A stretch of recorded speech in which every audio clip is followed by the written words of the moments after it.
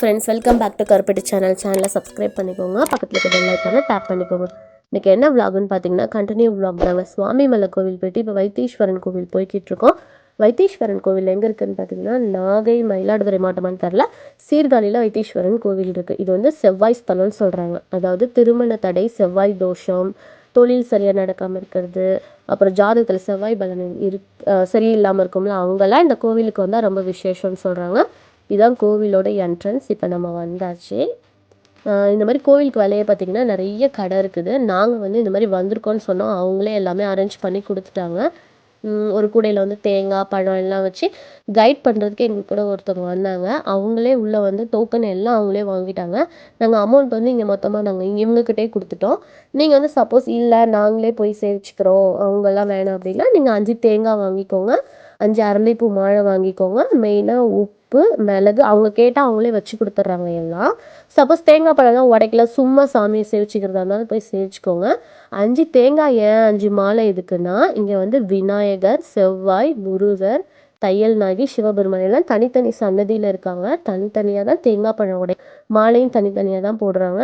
அது மாதிரி செவ்வாய் பகவானுக்கு உடைச்ச தேங்காய் பழம் எதுவுமே நம்மக்கிட்ட தர்றதில்ல, அவங்க கோயிலே தான் வச்சுக்கிறாங்க. ஏன்னா அது பரிகாரம் ஸ்தலம்னால அந்த செவ்வாய் பகவானை கும்பிடுறவங்க மட்டும் அதை மட்டும் வச்சுக்கிறாங்க. மற்ற எல்லாமே நம்மக்கிட்ட கொடுத்து விட்டுடுறாங்க. இந்த கோவிலுக்கு வந்து திருமண தடை, செவ்வாய் தோஷம் இருக்குங்க, ஜாதகத்தில் செவ்வாய் பலன் சரியாக இல்லாமல் இருக்கிறவங்க, தொழில் சரியாக நடக்குது, செவ்வாய்னால என்னென்ன எஃபெக்ட் இருக்கோ அவங்கெல்லாம் இந்த கோவிலுக்கு வந்து சேவிச்சுக்கிட்டா ரொம்ப நல்லது. அதை விட முக்கியமானது பார்த்திங்கன்னா நிறைய பேத்துக்கு இப்போ எல்லாருக்குமே ஏதோ ஒரு டிசீஸ் நம்மளோட உடம்புல இருக்குது. அவங்கெல்லாம் இந்த கோவிலில் வந்து சேவிச்சுக்கிட்டா அந்த தீராத நோய் கூட தீர்த்து வைப்பாங்களாம். ஏன் அப்படின்னா இங்கே இருக்கிற சிவன் பேரே பார்த்தீங்கன்னா வைத்தியநாதர் சுவாமின்னு தான் சொல்கிறாங்க. அம்மனுக்கு வந்து தையல் நாயகின்னு சொல்கிறாங்க. ஏன் அந்த நேம் வந்ததுன்னா, அதாவது அங்காரகன், அதாவது செவ்வாய் பகவான், அவருக்கு உடம்புல வந்து வெண்குஷ்டம் இருந்ததாம். அப்போ போய் அவர் சிவபெருமானை சேவிச்சுக்கிட்டாங்களாம், என்னோட நோயை வந்து நீங்கள் தீர்க்கணும்னு. அப்போ சிவபெருமான் வந்து கைலாயத்துலேருந்து அம்மனையும் கூப்பிட்டுட்டு வந்தாங்களாம். அம்மன் வந்து கையில் வந்து தைலம் எடுத்துகிட்டு வந்தாங்களாம். அதனால தான் அம்மனுக்கு வந்து தையல் நாயகின்னு பேர் வந்திருக்கு.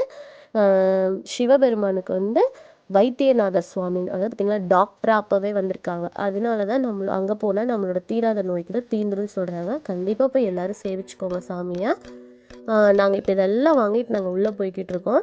இந்த கோவிலுக்கு வந்து செவ்வாய் தோஷம், திருமண தடை இவங்கெல்லாம் இருக்கிறவங்க எப்படி அந்த சாமி கும்பிடணும்னா, இங்கே ஒரு தெப்பக்குளம் இருக்குது. அந்த தெப்பக்குளத்தில் போய் குளிச்சுட்டு நம்மளோட ட்ரெஸ் எல்லாம் அங்கேயே விட்டுட்டு, அதுக்கு பிறகு நம்ம உள்ள மாலை அதெல்லாம் கொண்டு வந்துருப்போம், அதெல்லாம் கொண்டு போய் ஃபஸ்ட்டு விநாயகர், செவ்வாய், முருகர், அப்புறம் தையல் நாயகி, அப்புறம் சிவபெருமான் இப்படி நம்ம கும்பிட்டுட்டு வந்தால் நம்ம வேணுனது சீக்கிரம் நடக்கும்னு சொல்கிறாங்க. நம்பிக்கையோடு செய்யுங்க. இப்போ நாங்கள் வந்து போய்கிட்டு இருக்கோம். கோவிலில் கும்பாபிஷேகம்லாம் முடிச்சு கோவிலை சூப்பராக டெவலப் பண்ணியிருக்காங்க. அவ்வளோ அழகாக இருந்தது. போய் கண்டிப்பாக பாருங்கள். இந்த கோவிலில் வந்து விருட்ச மரம் என்னன்னு பார்த்தீங்கன்னா வேப்ப மரம். நான் நிறைய இடத்த என்னால் கவர் பண்ண முடியல ஃபோட்டோவில். நான் ஒரு சில இடம் தான் எடுத்தேன். என்னால் முடிஞ்ச அளவுக்கு நான் டீட்டெயிலாக சொல்லியிருக்கேன். உங்களுக்கு ஏதாவது டவுட் இருந்ததுன்னா கண்டிப்பாக எனக்கு வந்து நீங்கள் கமெண்ட் பண்ணுங்கள், நான் சொல்கிறேன் உங்களுக்கு. நாங்கள் இப்போ கோவிலுக்குள்ளே வந்தாச்சு. கோவில் டைமிங் பார்த்தீங்கன்னா செவ்வாய்க்கிழமை 6 to 2 o'clock வரைக்கும் இருக்குது. மற்ற நாள் 6 to 1:30 வரைக்கும் இருக்குது. 4 to 8 வரைக்கும் இருக்குது. இவங்க செவ்வாய்க்கிழமை போங்க, அதான் ரொம்ப விசேஷம். இந்த மாதிரி வெல்லம் தராங்க. அந்த வெல்லத்தை நம்ம வாங்கிட்டு போய் அந்த குளத்துல வந்து நம்ம கரைச்சி விட்டு அந்த தண்ணி வந்து நம்ம தலையில் தெளிச்சுட்டு வரணும். நம்ம செஞ்ச பாவம் எல்லாம் இதில் போகிற மாதிரி சொல்கிறாங்க. அந்த குளத்துல வந்து குளிச்சுட்டு நம்ம கை நனைச்சிட்டு வந்தாலே நம்ம உடம்புல இருக்கிற நோயெல்லாம் போய்டுன்றாங்க.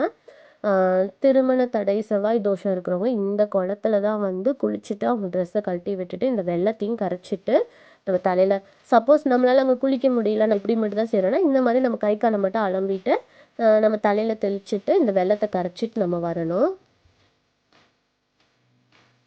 நம்ம உடம்புல இருக்கிற நோய், நம்ம செஞ்ச பாவம் போகுன்றது ஐதீகம். அப்புறம் நாங்கள் வந்தாச்சு. அதுக்கு பிறகு பார்த்தீங்கன்னா உப்பு, மிளகும் நம்ம கையில் எடுத்துக்கணும்.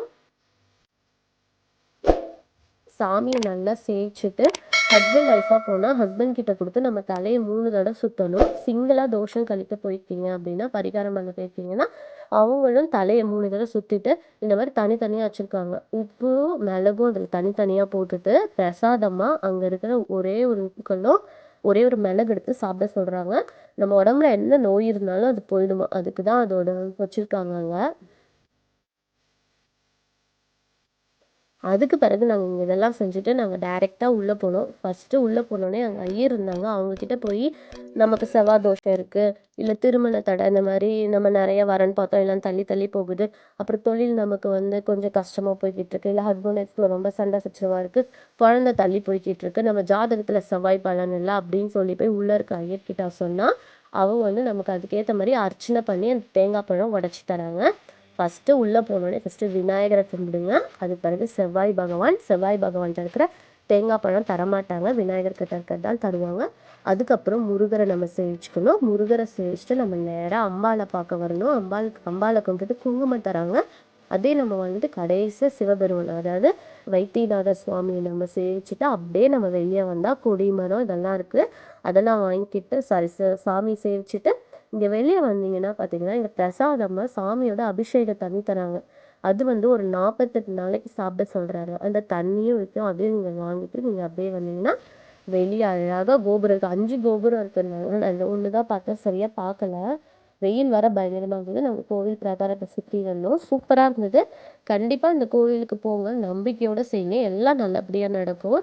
மெயினாக செவ்வாய் தோஷம் இருக்கவங்க, கல்யாணம் ஆகாமல் வரன் தட்டி போயிட்டு இருக்கிறவங்க எல்லாருமே இந்த கோயிலுக்கு போங்க, சீக்கிரமாக நல்லது நடக்கும். நம்பிக்கையோட ஒரு விஷயத்த செய்யுங்க, எல்லாம் நல்லபடியாக நடக்கும்.